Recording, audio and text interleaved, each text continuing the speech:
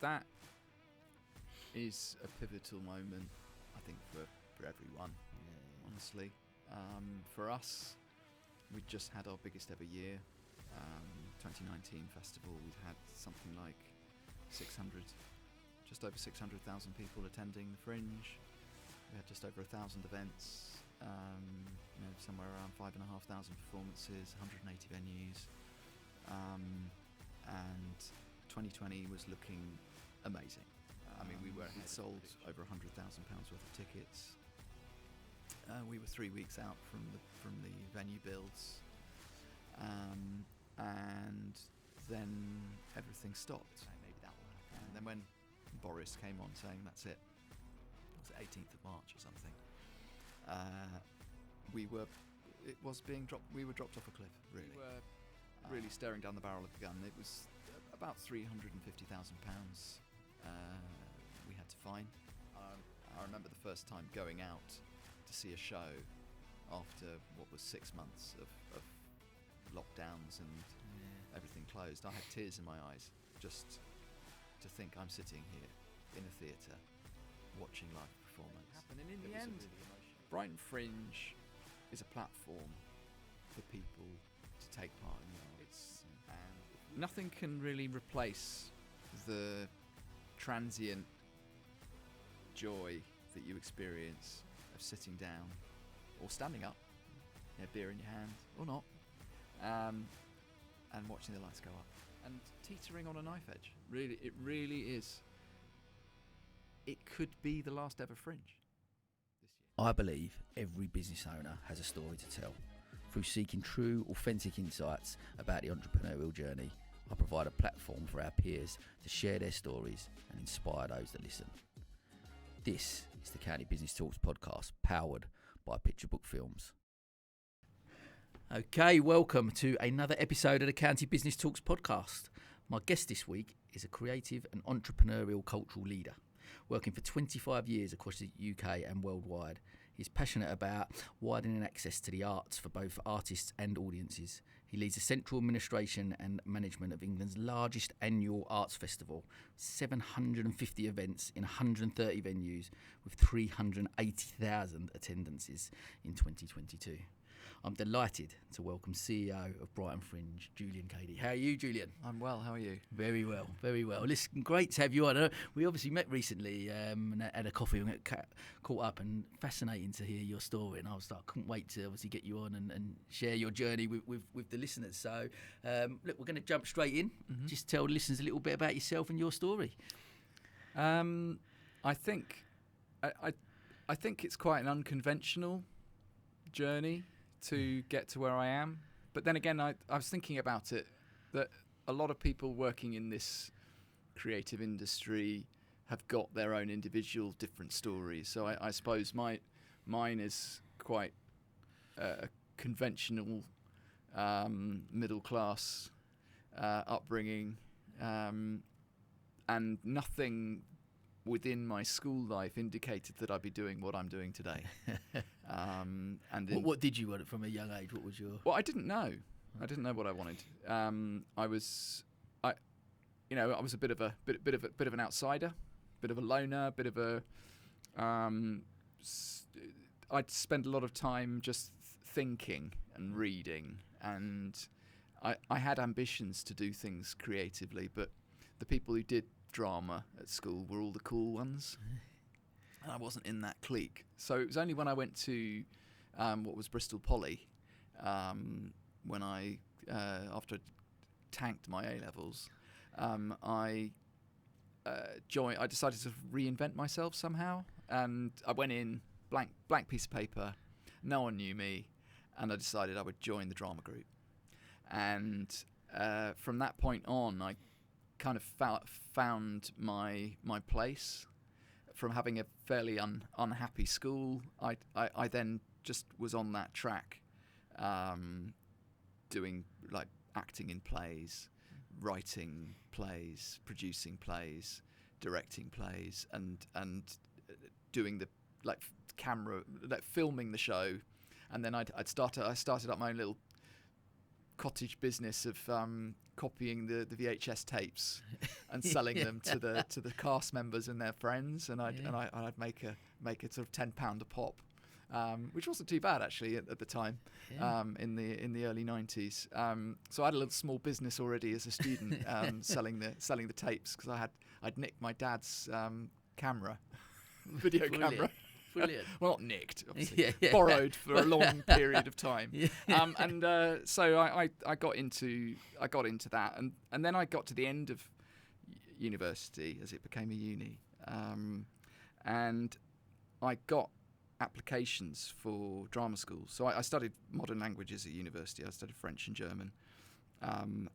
Always been a linguist, so that was also something a bit different at school. No one else really was into languages like I was, so I had a French girlfriend, and that was kind of the driver, I'll be honest. And we were already living together when I was at uni, and I got all the drama school applications, and I remember laying them out on the table, and I didn't dare apply.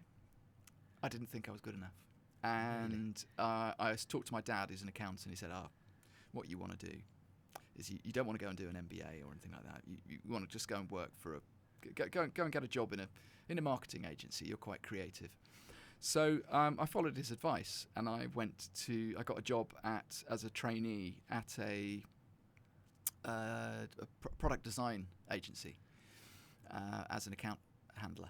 But your passion was obviously with the creative side. Exactly. So I kind of went. Having done all the creative things, I then went and became a suit in an agency.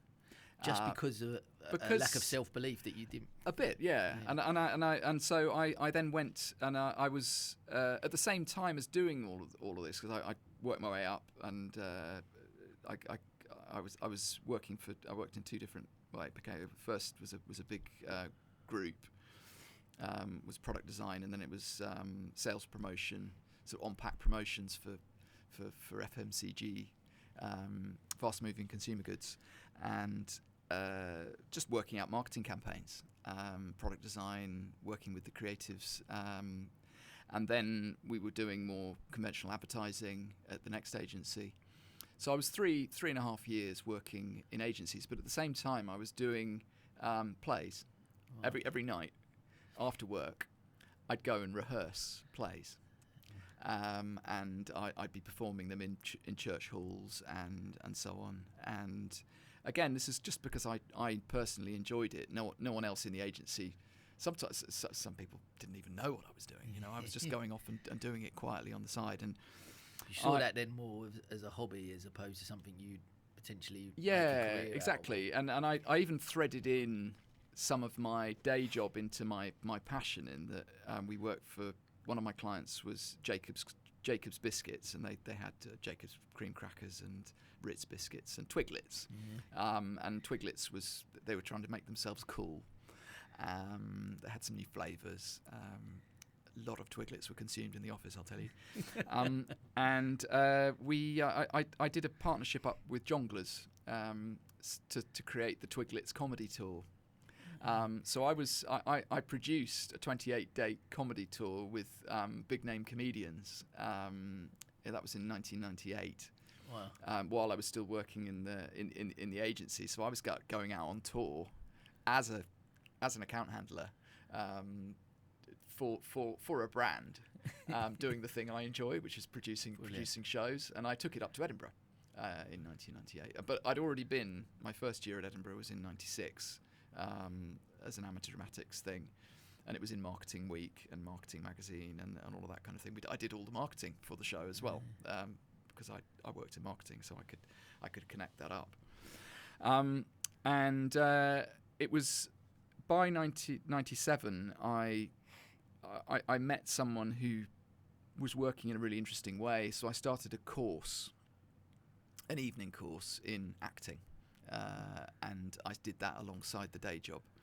And by the sort of end of '98, after I'd done this comedy tour, I made the jump to say, right, I'm going to give up the day job. I've earned some money.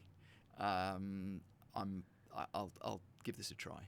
Yeah. So I told my MD. He called me a C word because he was about. He said, "I can see you're going to be an account director." You know, I was a senior account manager. You know, it was sort of going on that path. Yeah. And I made that decision to make that jump to be an actor. And so I did hard graft at drama school. It was a Russian theatre director who ran it, and so we shaved our heads and did yoga every morning, meditation, you know, everything, cold baths. It was like being in Soviet Russia. I moved to North London, and by that time I settled down and you know, got married and so on while I was still finishing off drama school, and I became a professional actor. Graduated. I'm maybe going to be answering some further questions at the same time, but I then sort of started in this path that I'm in now, really. Yeah, and that because to take that decision, I guess, right, you've got that sort of safety net of a job and a role where you're getting that money. But what strikes me listening to you talk, that entrepreneurial mindset always, and the creative side, always looking for a solution, always looking for a different opportunity or something that you wanted to change, that you're not happy with where that situation. So or what situation you're in, you're looking at how can I be creative, because this is what I love doing, and I want to incorporate that into my role. So I guess always that path was sort of where you wanted to go with it. Yeah, I think because I was a bit like an only child, even though my dad stresses that I'm not an only child, and my sister says I'm definitely not an only child. But she was 6 years younger, so it was quite that gap in age. Yeah. So she was never really interesting until she had friends who were quite interesting. You know, in my early 20s, and you know, they'd reached 18, and I was thinking, I think I might take you to the pub. Brilliant. So yeah, so you know, it was I think there was that sort of going it alone. I was school time I hated. I was sent to boarding school, right. And I think it taught me a lot about being resolute and strong in the face of what was quite a lonely time. It was a naval college, so I was you know, it was marching, and you know, there were quite.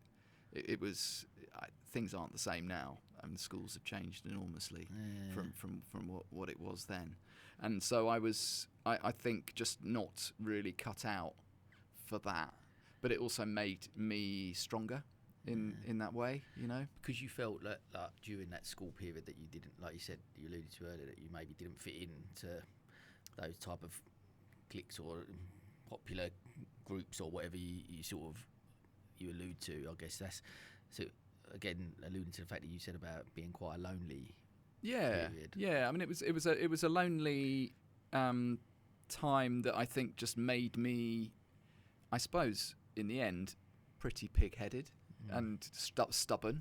And I think there's one thing I probably describe myself as being is really bloody stubborn. I'm you know, once I've got the bit between my teeth about something, I'm not going to let go until I see a resolution, and that might take a decade or longer, because I can see the long term, you know, where I think this needs to go, and we'll just find any route to get through. Like, and do you feel like that because of that situation that you're in, that obviously the creative side of you, like the drama, and that sort of was maybe like an escapism of that situation because of the where you were in school life? Did it feel like that? Yeah, I mean, I was always a bit of a show off at home. Oh, okay. And I with the camera work, when my dad got this video camera, I would like film like comedy sketches at home with my sister sort of wandering around in the background. My dad got like loads of what are they called? He was going to make a hedge, so it was with these fir trees that annoy neighbours. You know, the ones that just grow really, really high, and so we had pots and pots of them, and I remember filming some David Attenborough or sort of David Bellamy type, sort of going through the forest. Brilliant.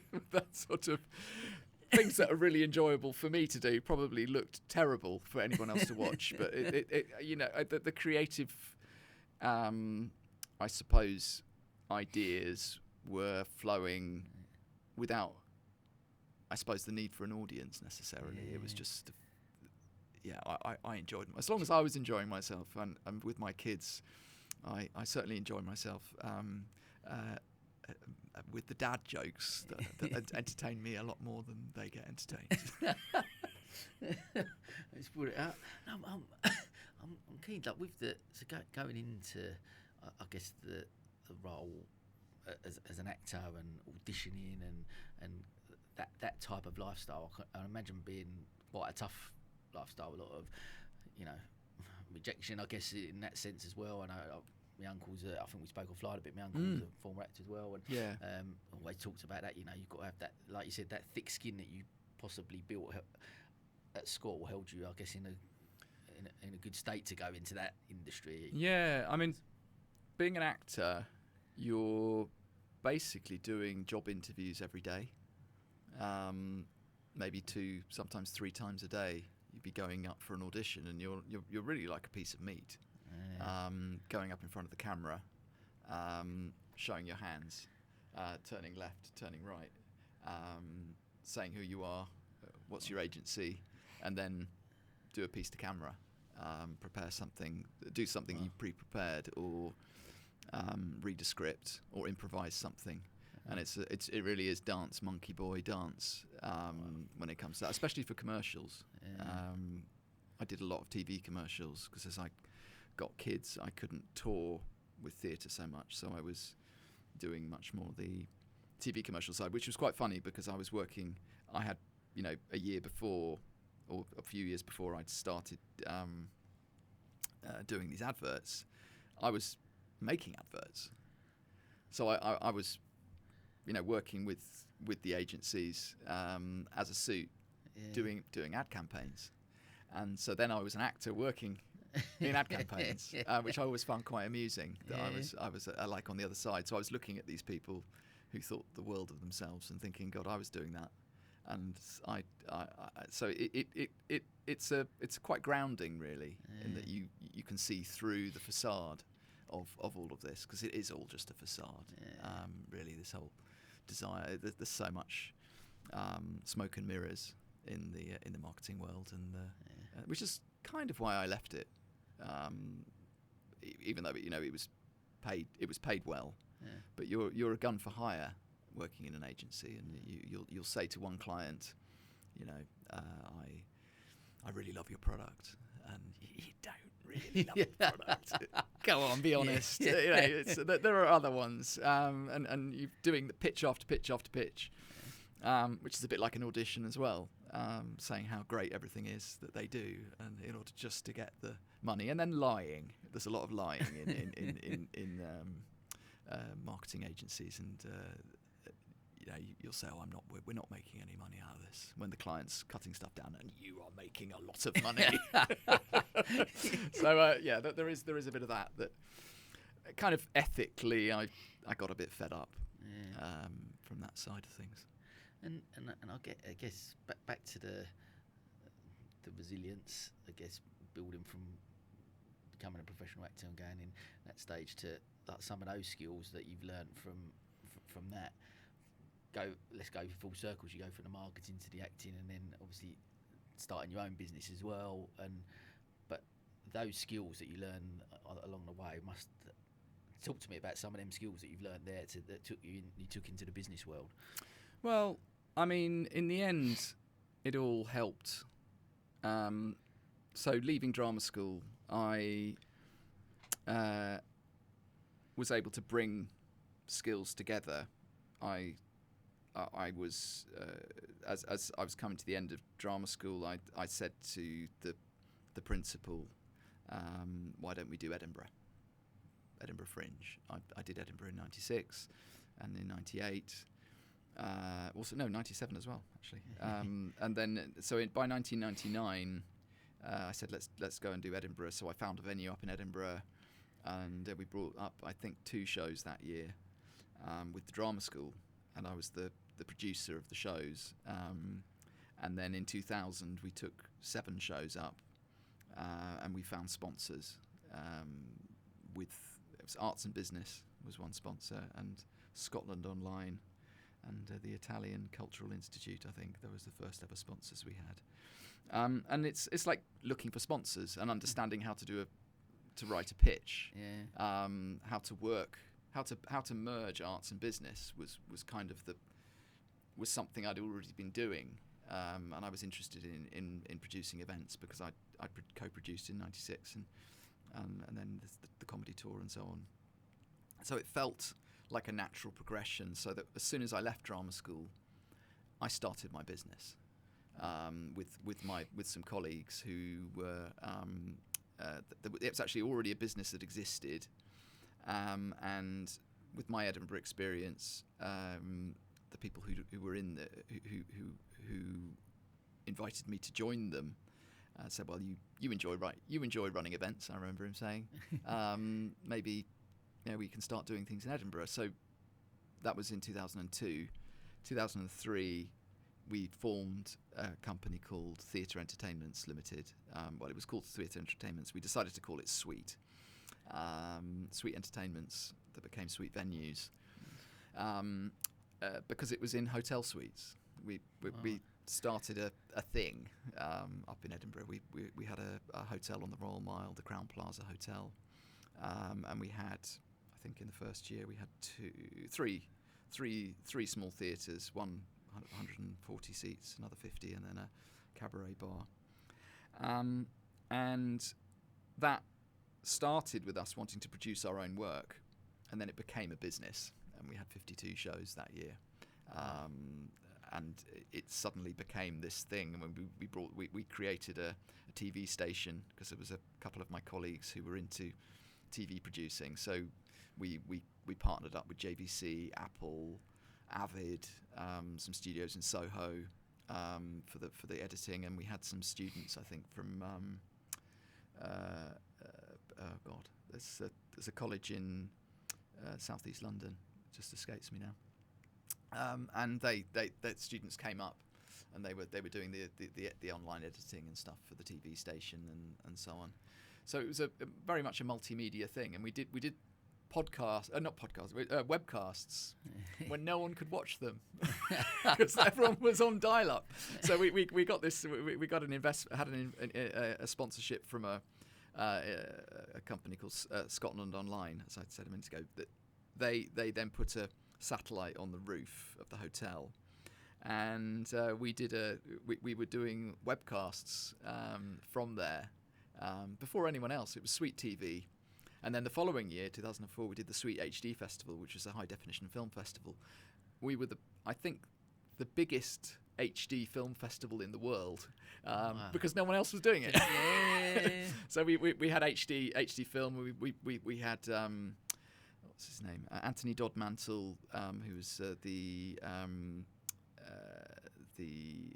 art director for Dogville with Lars von Trier, come down and do a talk, and we had all sorts of partnerships as well as doing theatre. So it was kind of bringing in different strands of my life and other people's lives just to feed into this thing, which was didn't make any money. We didn't make any money. It just about washed its face, and I think that's been. But you love doing it. Just love doing it. It's the build up to it, the excitement of it all, and just watching. You know when you have a party and you've got all the canapes out, and you're like waiting for the people to arrive, and you think, oh God, I haven't invited. Are they going to come? And then suddenly the door opens, or the doorbell rings, and everyone comes in, and it's a great night. Yeah. Everyone ends up in the kitchen, and it was a bit like that really, because you just don't know what to expect. We also had a few gimmicks, like marketing gimmicks as well. We did a show where nothing happens, called Sweet FA. So that was the very first show we did for Sweet Venues. Was a show called Sweet FA, which was no show. We had some empty slots in the main theatre, and we decided we'd do this thing called Sweet FA. We invented a fictitious German theatre director. Again, I can't remember his name. Heinrich Schmidt or something. And we put out press releases, and the first night of this show, we had, I think, 9 journalists, and that was it. I was sitting at in the tech desk because we needed to have it because it was the theatre licence conditions. But there were no lights. I didn't put the lights or sound on because there was no show. So they came and sat down, and it was 1 hour of nothing. It was broadcast live on Sweet TV. It was our inaugural webcast of nothingness. And we had Scottish MSPs commenting. It was front page news on the Scotsman, in the Times. It was in the Sydney Morning Herald. It was put out on Reuters, and it was the talk of the Edinburgh Fringe. This crazy gimmick, Sweet FA, and it was great. No, of course, not many people came, but that didn't really matter. And actually, that first night was quite an extraordinary social experiment because all of these journalists were like there waiting with their notes ready to do a review, and when they realised that really there is nothing happening, they started talking to each other, and it became a bit like a networking session of colleagues who all work in the business, and they were like chatting, and they came up and talked to me, and then they wandered around, and it became like a nice chat at the start of the festival for them to get into gear, if you will, and that was. It was really interesting. I'm really pleased we did that. But I guess it's about having fun with it. It's what I want to sort of underpin with everything. It's about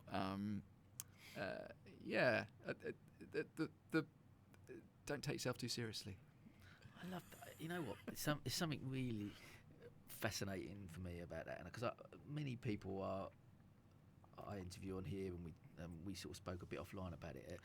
Entrepreneurs, business owners, people, and that level of success is valued on, or people's measurement of success is their financial gain and how what they've achieved in life, or their achievements and their business is a success. I put my teeth back in. A success because of their financial gain. And listening to you talk and about those different things, didn't make any money, but the passion in how you talk about it and how you describe it, and life in general, about, you know what, want to have fun, and that's what, because ultimately that's got to be what we're all looking for, and what life's all about is fulfillment, and do the things that you love doing on a daily basis, because it's not then work, and it's, of course, we all have to earn money to a degree to pay bills and put food on the table. I get that, but ultimately it's not about that huge financial reward. It's about doing the things that you love and with passion. Yeah, and I think, in the end, I've got a job that I love, working in the industry I love. I've got a salary. A lot of people don't in the industry, and I'm comfortable, but I'm not. Probably do with a bit more. I'll be honest. Can we all? Especially now. I tell you what I find fascinating as well, just listening to that journey for you, from a man who sat there with all these drama school applications and looked at it and went, I'm not ready to do that, or lack of self-confidence to do that, to then go and eventually do it, and then go and do 52 shows in a thing and set up what you did and the production company and all of those things. That mind shift, where does that come about, in that mind shift of that lack of self-confidence, maybe, to actually then going, well, I can do whatever I want to? I think it's also finding like-minded people. I don't think you can ever do anything alone. That's a thing that you learn the hard way in life. Doing it and finding that you couldn't really do it without other people's help, and it wasn't a solo project doing sweet theatre entertainments and sweet entertainment, sweet venues.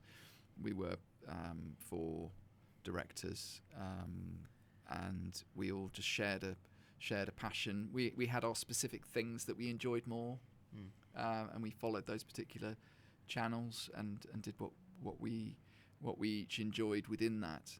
But together we shared a desire to, to widen our own experiences and to build something that could be exciting, that could be doing things in a different way, approaching things in a different way, and not really knowing where it was going, to be honest. And eventually it was just 2 of us running it, and then by 2009-10 we kind of felt that it did run its course, and then we handed it over to someone who'd been working with us, who then took on the business and carried on. And then a year later I started in Brighton. And that was the transition then from then to coming in board at Brighton. Yeah, Fringe. Brighton Fringe was a festival that I'd known about. I'd considered setting up a sweet venue in Brighton, I think as early as 2005, where I got to know the people who were running it here, and I came down a few times during the festival, and I didn't feel that we were quite ready yet for it. I had a show that I produced at the Brunswick in 2008 or 2009. But apart from that, I'd just been there as a punter, as sort of an arts industry person, just hovering around, looking at it. And I just felt like it was on the verge of becoming something really great. But I likened it to a 1-year-old puppy. Have you got a dog? I haven't. No. So you get a Labrador or something, and by the time they reach a year, they're pretty much full size, but they're still a puppy. And they're like, what are these? Yeah.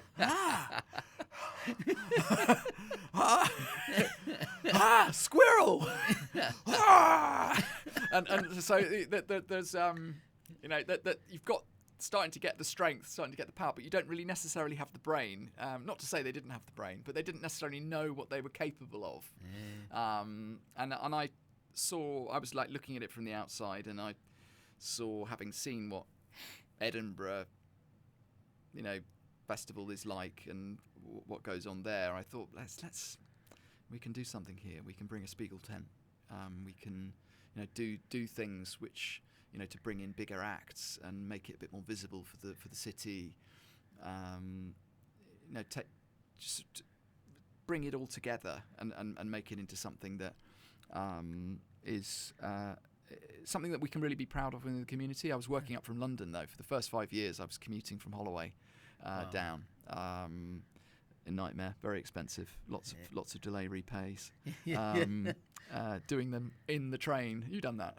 No. Delay repay. When there were all the strikes, I was doing my delay repay application as I was arriving at Brighton Station or arriving at St Pancras or Victoria. So yeah, very expensive and a lot of stress. Then moved in 2016. I moved down to Brighton. So it was all of those things kind of came together in the journey, I suppose, to come to Brighton, really. That's amazing, isn't it? And talk to me then about, I guess, that period as well, I guess, with Brighton Fringe and taking it over and within events and something as the magnitude of Brighton Fringe, and from an events point of view, talk to me about March 2020 and the challenges around that. What sort of hits you then? Like, what's your mindset around that stage? Brighton Fringe become where it's become and growing it to that stage, and then where does your mindset? Yeah, March 2020? I mean, I that is a pivotal moment, I think, for everyone. Yeah. Honestly, for us, we just had our biggest ever year. 2019 festival, we'd had something like 600, just over 600,000 people attending the Fringe. We had just over 1,000 events, somewhere around 5,500 performances, 180 venues. And 2020 was looking amazing. I mean, we were ahead of predictions in sales from the start. We printed 100,000 brochures and family guides, and we distributed them around the city. We'd been open for ticket sales since February. We'd sold over £100,000 worth of tickets. We were 3 weeks out from the venue builds, and then everything stopped, and it was very confusing because we somehow felt before it that it wouldn't apply to us somehow. They were talking. I mean, back in early February, we received an email from a street performer in South Africa. He's he calls himself the African Warrior Street statue. The statues that people do. And he wrote an email saying, "I've heard that Brighton Fringe is going to be cancelled because that means I can't come." And I said, "Of course not. Don't be so stupid. You can't possibly cancel Brighton Fringe. Who do you think you are?"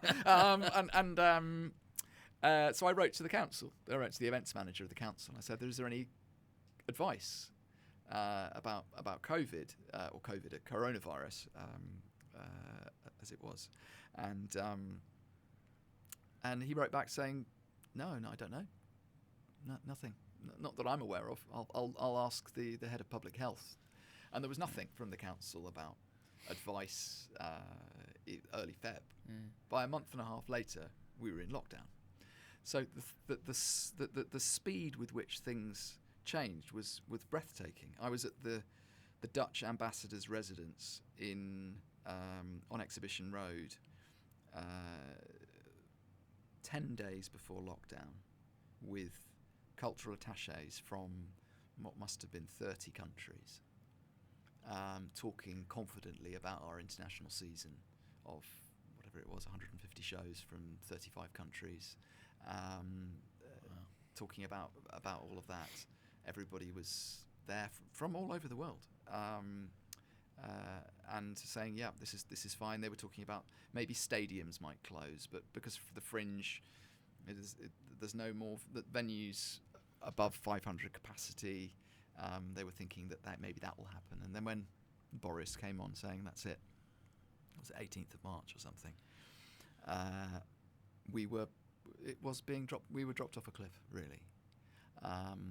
Suddenly we had to pulp the brochures, recall the brochures.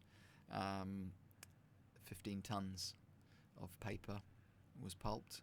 We won an environmental award, which was a Pyrrhic victory. Got a certificate in the office for our our contribution to recycling. We were really staring down the barrel of a gun. It was about £350,000 we had to find. The board, as it was, wanted to close the Fringe down. Not close, but to keep me on board, and one other member of staff, and an available amount of money each month for a third person, and then everybody else goes. And I couldn't cope with that thought. I thought that we need to be there for our sector. Brighton Fringe is an open access arts festival. We represent thousands of people who are hit hardest by this pandemic. And I couldn't live with myself to, first of all, let the staff go is one thing, but just not be there to help create or be a platform, however it is, in the end was online and in live, at a time when everything has just fallen off a cliff. So we put out, we said to artists, we said to customers, instead of claiming your money back. Would you like to donate? Would you like to donate to the Fringe, or would you like to donate to the artists? So it was a very complicated piece of work to unpick tickets, and this is going to go to the artist, this is going to the venue, this is going to go to the Fringe, this is I want to keep this as a credit or a voucher for later. And our biggest funder, the Pebble Trust, agreed to step in to underpin our operations, and there was some very difficult meetings with the board and very big disagreements, and in the end the board agreed to step down en masse, and the Pebble Trust effectively took over the Fringe, and still the chair of the Fringe is still Jamie Arnell, who's a director of the Pebble Trust, and it was an emergency board. Only one other board member, I'm also on the board, remained, and we decided that we would make this make things happen. So we decided to do an autumn season of Brighton Fringe. When things started to open up, there was all the eat out to help out and all that kind of thing. And meanwhile, the Warren, which was our biggest venue, they did a Warren on the beach, which really caught the zeitgeist. Actually, it was a really amazing experience for everybody to be able to go out for the first time. And I remember the first time going out to see a show after what was 6 months of lockdowns and everything closed. I had tears in my eyes just to think I'm sitting here in a theatre watching live performance. It was a really emotional time. Was there a point amidst it all where you thought we may never get back to that, or did that never enter your mind? Did you always think we'll be back? Yeah, I mean it did. I mean I'd be going into work every day. I did go to the office because I had my kids every other week, and we do the lonely drive to Cobham Services on the M25 to do the exchange with my ex-wife in London, and driving back. Never have I ever got there so fast or got back so fast. It was amazing. I was just waiting to be stopped by the police, but apparently they allowed you to exchange your kids, go beyond a mile, because of Boris, because he's got so many children that he was also doing that. So and as we know, it didn't really matter for him anyway. It was whatever the rules didn't apply. So we doing that. So I was going in and out, homeschooling them in my office with no other members of staff around, and in the end also helping one of my sons through his exams, and he was sitting in my office and I was invigilating his exams. At that time it was weird because you're running a festival but not able to run a festival. and it was coming in every day thinking, God, what do we actually do? Do I still do this? And you really don't. It does discombobulate your brain, and but we did just keep aiming forward. We were heartened by what other place did with the Warren on the beach. We created the Brighton Fringe autumn season, which was a 50-50 online and live thing. About 11,000 people came, which was a triumph. It was, and actually the venue that was bigger, that was part of it the most, was Sweet Venues. So JD Henshaw, who took over or effectively refounded Sweet Venues, really, because within these organisations, it's something that you create. It's your baby, and he made it his baby. And it's I'd say that he founded Sweet Venues just as much as I did, because he created it in his image as well. He came and he did stuck his neck out and did the venue in the autumn season as part of Brighton Fringe, and it was fantastic. It was a really emotional moment for everybody to be able to do that, and with that under our belts, we felt confident that no matter what happens, we will do a bigger Fringe in 2021, and we did in 2021, even despite all of the SHIT that was hitting the fan at any given time. Deadlines were pushed and chucked out the window, but we did do what was in the end a 6-week Fringe in 21. With the Warren, with the Spiegel tent, all with social distancing, all sorts of pingdemics, and people having having to go off and self-isolate, super spreader events occurring, and all of this general parlance, which now feels like a distant memory, we were just living through it and trying to make it happen. And in the end, Brighton Fringe is a platform for people to take part in the arts. And if we had gone the way that the old board had wanted, and they did it completely with good faith, and it was an incredibly difficult decision and difficult time, and they worked incredibly hard. We were having weekly board meetings. It was, it was incredibly difficult. But if we'd gone that way, then I fear we wouldn't have actually come back. We wouldn't have been able to, because later down the line we were able to apply for Arts Council emergency support. There was the furlough scheme, so we were able to keep people. In the end, by the end of it, we only lost one member of staff. Wow. And that was great. Ironically, since the pandemic has finished, that's when things have become hardest. The period post-COVID has been the most difficult, because the COVID support stopped, but the Fringe has got smaller, revenues have got smaller. So you've almost got to rebuild. Yeah. What so that's the thing really that I suppose is is brushed under the carpet slightly, is that Brighton Fringe doesn't get funding from the state. It gets bits and pieces. Less than 3% of our funding comes from public sources. It's earned income through registration fees, sponsorship and advertising, various different partnerships, commissions from the ticket sales, donations and friend scheme and so on.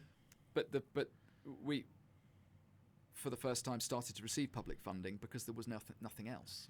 And all of the commercial side has really slowed down, even since the pandemic, because businesses have been hit, and that's been hard. And obviously, I guess, the current climate, talk of recession, etc., and those things, there is still that within any industry, I guess, but especially, I guess, events and that type of thing. Such a hard hit industry as a whole. Like you said, just looking at that coming out of it, and I think a lot of for me, people I've spoke to within the events industry, why it got hit so hard is because there's so many, even from a recruitment point of view, there was so many, like supply chain all the way down the line to put on a large scale event. It's not just the people who get up there and perform, but everything that goes on in the background leading up to that, the whole process of just putting on an event, but to the magnitude of however many thousands of events that you put on throughout Fringe. It's such a huge thing. And like you said, everything in between. And I think and don't forget that because the Fringe is an open access arts festival, what you're talking about with the Fringe is many independent businesses. Many independent, largely unfunded artists, venues, producers, and freelancers working.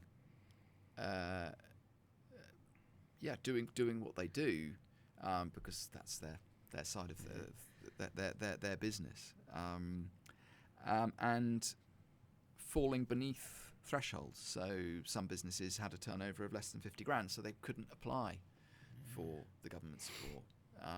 They may be freelancers who hadn't been in business for very long, so they couldn't apply for the freelance support, because based on your tax returns, you'd be able to apply for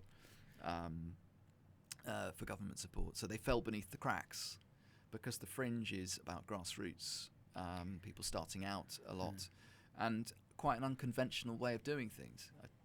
Going back to the start of this conversation, it's everything that I've kind of done has been a bit unconventional, and that's the nature of the Fringe. It's a very unconventional group of people who are very bad-tempered, impossible to manage. But that's also okay, because that's the way. It's a bit of a microcosm of the world, really. No one really ever agrees, and nothing's ever really completely finished. I guess the other thing that I want to take out from what you sort of said about the emotional side of it, obviously, when it did start to return, because I think so many people, possibly me included, you take events, small scale, large scale, whatever they look like, as a little bit. We took them for granted before. They're just, I want to go and see a show. I'll go and see a show, and great, I've had a great experience. Not everything that's gone into the background of putting that show on and all the supply chain, etc. How much that was affected. When there was that point, I remember, I remember my brother. We were both massive Oasis fans. I remember him messaging me about Nebworth, and like when it was a 25-year anniversary, me and him was there at Nebworth, and imagine our kids might not experience something of that magnitude ever again. Like that's where you were. That's what I was alluding to in that point.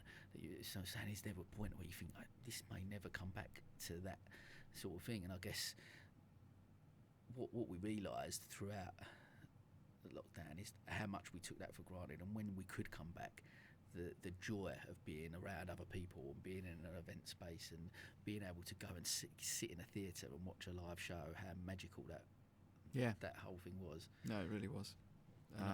I think that taking away all of the difficulties to get there. You mentioned supply chains. Really difficult to find people to work for you as well, because people have left the industry.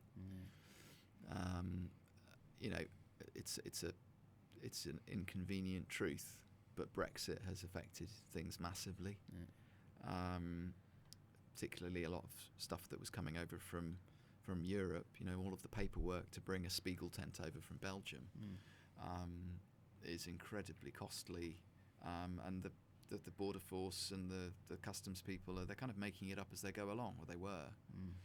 And that made things hard, and it wasn't helped by our government, saying things like retrain in cyber, and all of that stuff. And you're thinking, just for God's sake, really, honestly, really?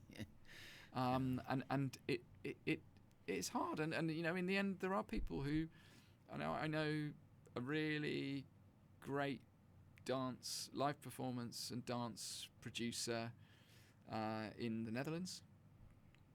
And he left the industry, became a delivery driver for doing Ubers and doing things like Deliveroo, and he's not gone back. He's just ended up doing those other things, and a lot of jobbing performers and so on are you've got to earn your crust, and that's really hard. So when you did come back, and we were able to see it all happen, the joy of being able to just open the gates and see the people flood in to the venues, and just the queues, even though there was social distancing in 2021 or in 2020, and then in 2022, just everybody just being able to come back and pack into the venues was amazing. But you notice that there are differences. Audiences behave differently now. They don't book in advance as much as they used to. So the uncertainty is much greater. Even on the day of the performance, a lot of the shows still haven't sold all the tickets, and people will be coming up on the door. Oh, is this show on? Can I get in? Can I get a ticket? So people aren't working in the same way as before, and that's the same across the industry and indeed across the world. I talk to a lot of colleagues across America, Australia, and across Europe, and it's the same story everywhere. That the audiences are coming back, maybe slightly lower than they were, but they book very, very late, and so it's really difficult to plan and predict, and a lot of the costs are a lot higher. So we're speculating a lot. The stress on, I guess, you as an organiser, as a CEO, what's that? Is that just an additional pressure now, or have you gone through what you could imagine as the worst part of running that running Fringe to now go, actually it's only gonna we've gone to the rock bottom, we're only gonna. I think each year you get to a year and you think, glad that year's over. It can only get better. Yeah. We had that in 2020 Yeah. to 2021, and we had that from 2021 to 2022, and we've got that now from 2022 to 2023, and each year it's gone slightly lower. Yeah. We've gone from global pandemic to still global pandemic, but restrictions are easing. Global pandemic somehow over. World War III. And it's kind of hold my beer moments with what could possibly else go wrong, and then cost of living crisis, and it is gonna be hard next year, and it has. Last year was difficult, but we still did have some COVID support. This year is the hardest year, without a doubt. This is the first year that I'm still at this stage and I cannot balance the books. We're still working out things that we would like to do. We're thinking about setting up a new venue to replace the Warren, which sadly wasn't able to return due to COVID and financial pressures that they were facing.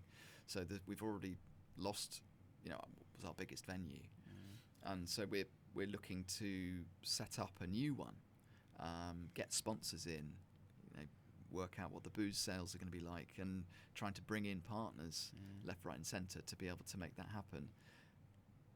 But there's so much speculation. We just don't know. We know how great the Fringe is. Even in a smaller year, we had £14 million for the local economy in a month. It was 22 million in 2019. I think that's for me, like listening to you talk, it's been so fascinating. Listening to this conversation, but just when we first met and having a coffee and listening a little bit more to it. But for me, the key is how much is needed. Like from a community point of view, from the industry's point of view alone, but from what people crave and what we need as individuals, as a society. We want to be entertained. We want to be out amongst people. Like online we all survived with online, and it worked, and it's still great, and I still use it in business today, and technology is amazing. Irrespective of all those things, I would 100% rather be at a live event from a networking point of view, for example, to sitting online and doing it over a thing, because we crave that as a society. We want that social interaction, and Fringe obviously just creates so many opportunities to have fun, as you mentioned, and but not just from a punter's point of view, but from the people that are involved in it, that put on the shows, that creating those opportunities for people to follow their dreams and do what they want to do. Yeah, no, exactly, and I think it's nothing can really replace the transient joy that you experience of sitting down or standing up, beer in your hand or not, and watching the lights go up, and the anticipation, the unpredictability, it's in the air. You don't get that online. We talked about the world is going to change. Everyone's going to be watching shows online. We invested money in the digital side, and it tanked after 2021. That no one was really wanting to watch shows online. I mean, people do, but it's about 1% of the audiences were wanting to watch online. They wanted to go out. Yeah. They wanted to interact. They wanted to share the same space.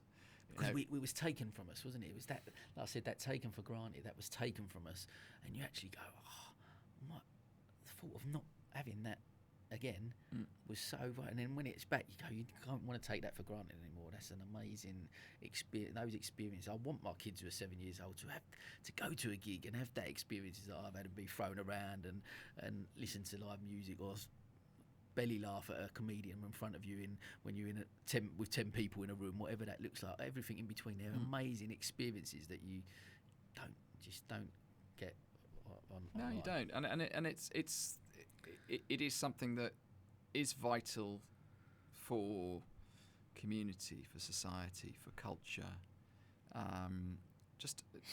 It helps us know who we are to go and see and commune with other people, watching a comedian, going and watch a gig, and the fact that there are these other festivals happening. They've got the Great Escape Music Festival happening at the same time as the Fringe, artists' open houses, which is going into people's houses and to see art exhibitions and installations and sculptures and buy and sell art. And then you've got Brighton Festival, which is the great and the good of the arts establishment coming together, doing some interesting and awe-inspiring stuff with a higher budget. A lot of stuff can be also free because they can afford to be able to do those sorts of things as well.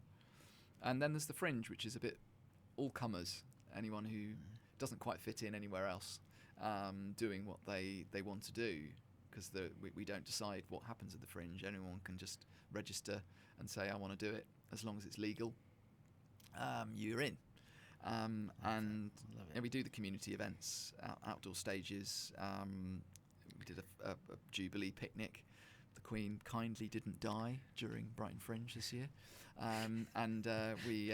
So we did a Jubilee celebration in the final weekend of the Fringe, and it's all free, kids events.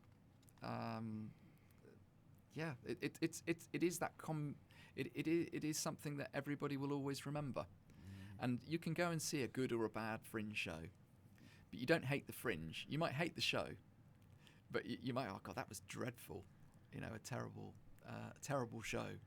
But then that's just the way it goes. And it's experience, and it's something you can talk about in the pub afterwards anyway. Yeah. It's like, oh yeah, wasn't that dreadful shit? Whatever.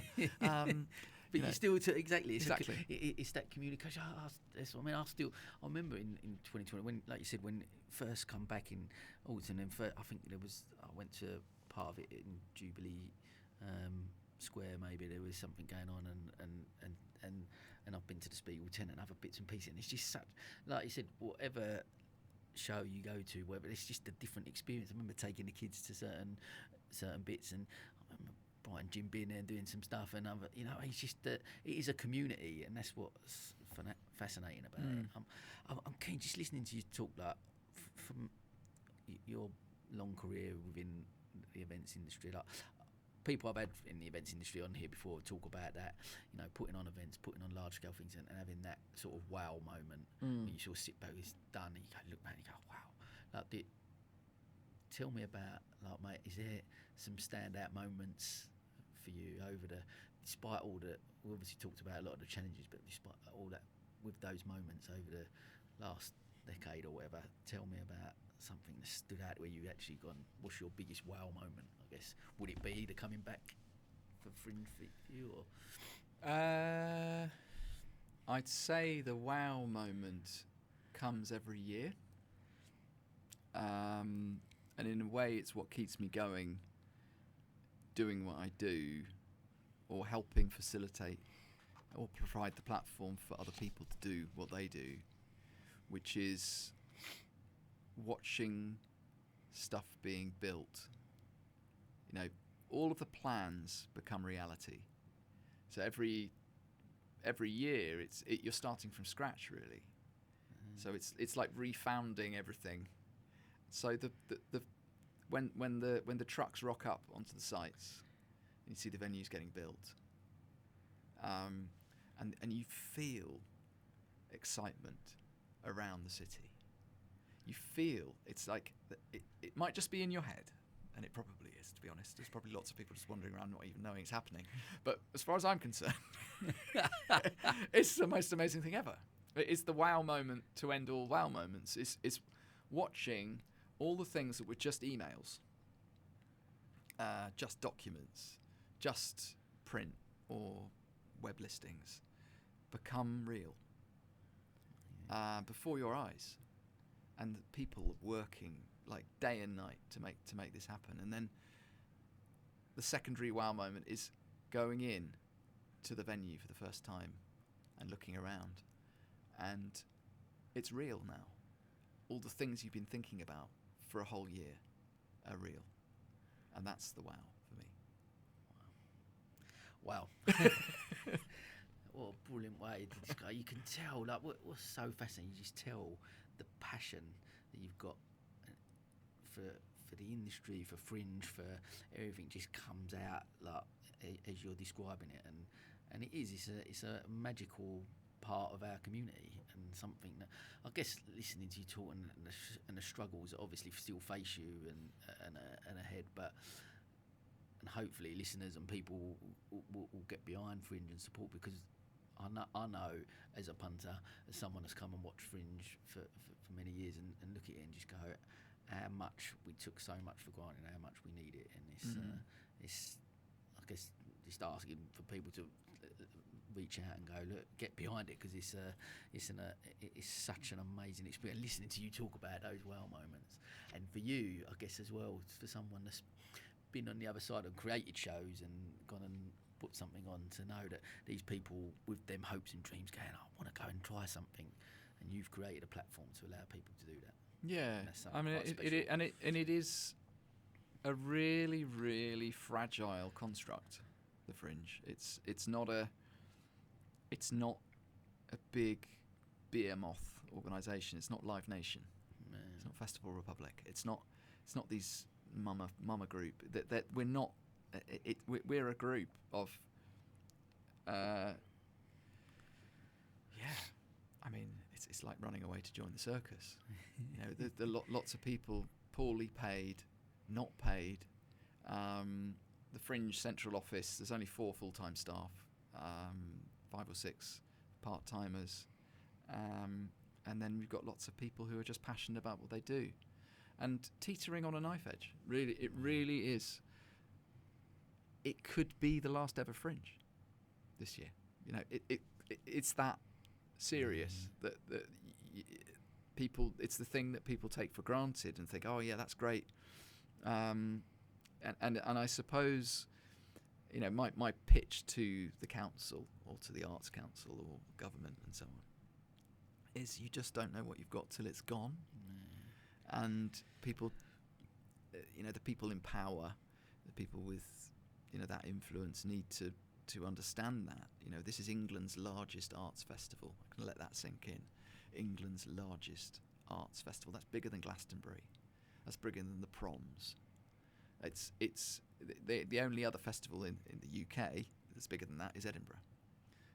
In the UK, and so it is it's a really important cultural event that the city is incredibly proud of and loves, but you don't necessarily know. You don't know what you've got till it's gone. Really, and I will work till my last breath to make sure, given how stubborn I am, to make sure that that the Fringe goes on from strength to strength. But you know, I'm not going to pretend it's not incredibly difficult. Had 2020 gone the way it could have gone, you know, we'd be having a different conversation. A very different conversation. But the pandemic has completely changed, really everything, the whole state of it. It's made us stronger. Yeah. But it's also put a lot of people, you know, into an enormous amount of difficulty. And it's really interesting, just again listening to you talk about that, and going back to what you mentioned from your childhood and growing up and going through school, but the resilience and stubbornness that you've built up from a young age to, because I'm sure there's certain people would be sitting in front of me having a different conversation, because the difficulties you have faced over the last few years and still facing, I guess, now, could be potentially an option to go, you know what, enough's enough. Yeah. I've actually, you know what, I can't take any more of this, I'm going to go. But again, back to that question around success and what that looks like. Forget I guess for a point, that financial sort of side of it again that we mentioned, that what you create with Fringe, and listening to you talk about it, is purely that we do things that we love doing, and that's I guess the essence of the platform that you're creating with Fringe is you're giving people those opportunities to do the things that they love doing. And if ultimately what we want out of life is to live a fulfilled, happy life, that's what you're creating in that space, and that's why it's so important, because that's all what we crave for as individuals. That's actually what we want: money and success. Yeah, I think it's important not to let that thought stay with you too much, about how much it means to everyone. I don't get up in the morning and think about, changing the world. I just want to get on with it. I'm not going to rest on my laurels. Think about, I'm on a mission to make something happen. But I can't think about too much about the how amazing it is. I can talk about it here. But when it comes down to it, we've got to get it done. We've got to make create an environment for people who are in a lot of difficulty financially, to be able to put on work, to do what they believe in, and then for audiences to come and be entertained in the end.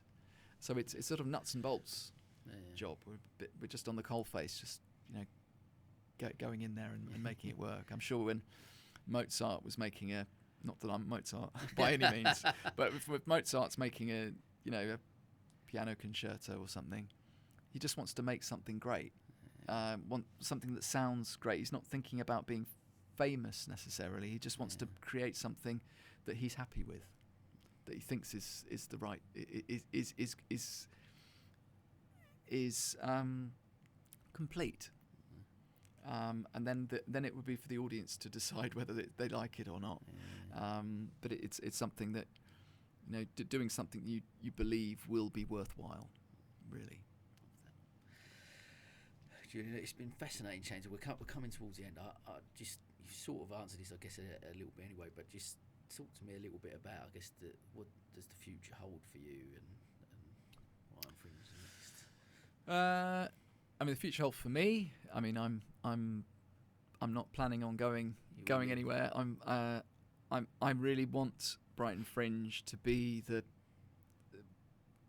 talk about it being a puppy. 10 years on, 11 years on, I had my 11th anniversary at Brighton Fringe yesterday. Congratulations. Thank you. Weird. It feels like my 10-year anniversary. It feels like my 20-year anniversary. Maybe. What does the future hold? Really, a lot depends on this coming year. I'll be honest. There will always be a Fringe, in some way, shape, or form. But I think the future is amazing for Brighton Fringe. It stands, to be able to be an entity that serves the group of people that it represents better and better. But we just need to make sure we've got steady, diversified income to be able to sustain it, because there are other festivals and organisations in the city that are already bedded in with the Arts Council and government funding and council funding, and that's not going to move. So we've got to face the realities that that other people face. We are just going to grow steadily, but put our money where our mouth is, and invest in new ventures like this new venue. Hopefully we'll make it work. Still on the line, still looking for sponsors, and still wanting to be able to make that happen. And whether we do that venue or not, there will still be stuff going on. We will still make it happen. But I'm confident. I sit here confident, touching wood, that we'll see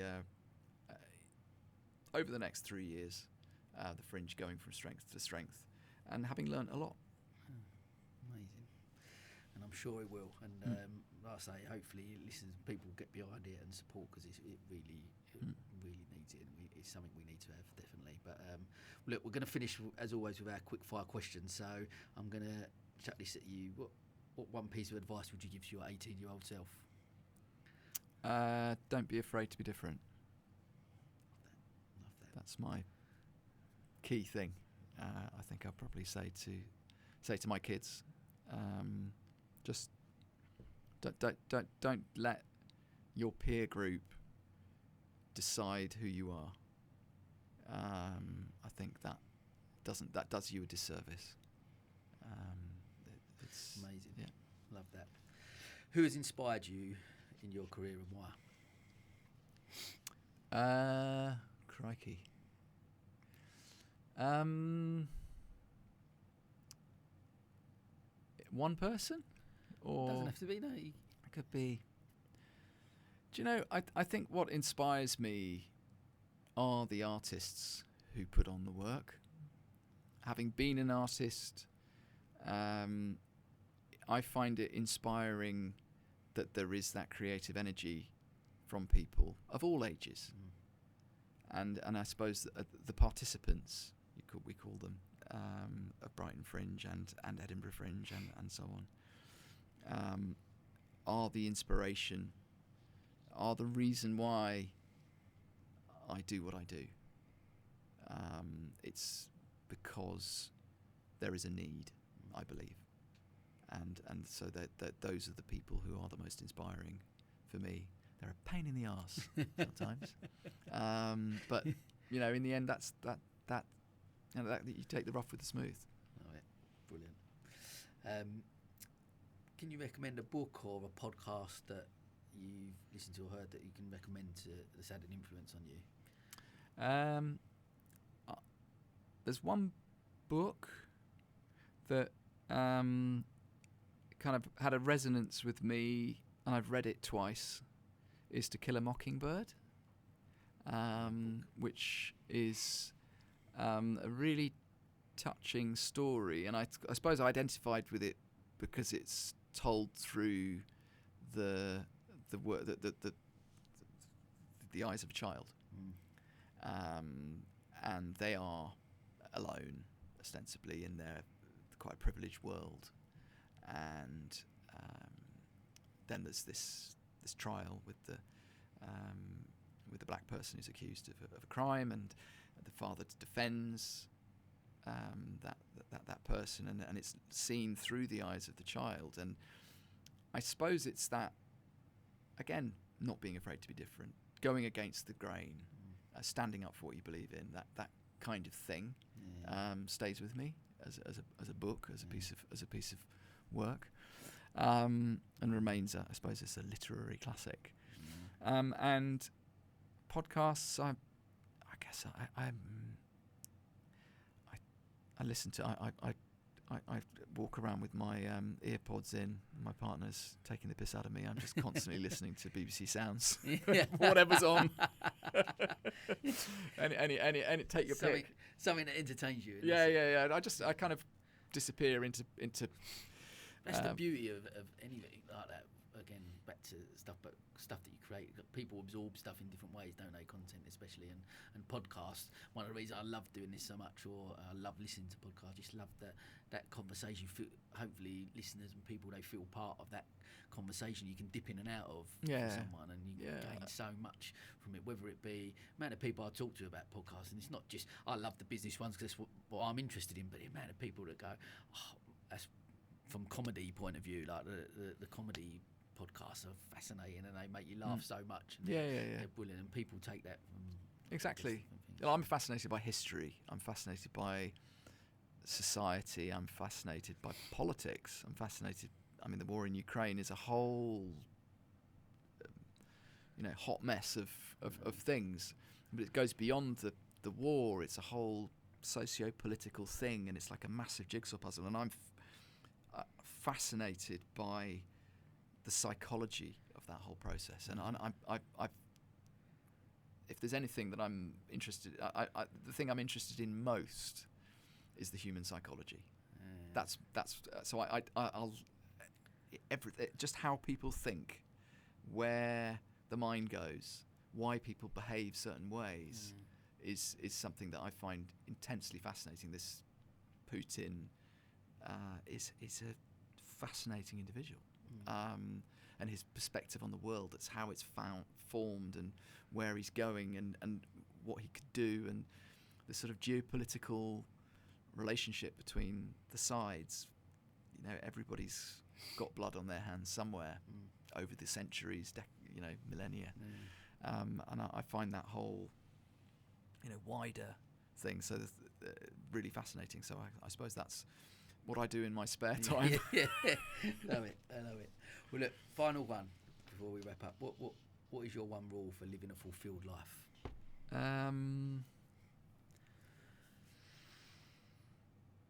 Don't forget you've got a home, you've got a family, you've got a partner. Don't forget there's still washing to be done, there's food to be cooked, dishwashers to be emptied. So I suppose in the end is keep your feet on the ground. Love that. What a great way to wrap up. Mate, listen, thank you so much for coming on. It's been fascinating chatting to you, really has. And I know we only met a few weeks back, and I was so excited about having you on and just listening to you talk so passionately about what you do and what Fringe is all about is really truly inspiring. And I hope listeners really get behind it, and because Fringe is something that we need in this city, we need as a society, I think so, and as a community. So listen, thank you for sharing your story with us, and thank you, and look forward to working with you on Fringe as well, and support it as much as we possibly can. So and that, as they say, is a wrap. Thank you, sir. Cheers. I believe every business owner has a story to tell. Through seeking true, authentic insights about the entrepreneurial journey, I provide a platform for our peers to share their stories and inspire those that listen. This is the Caddy Business Talks podcast, powered by Picture Book Films.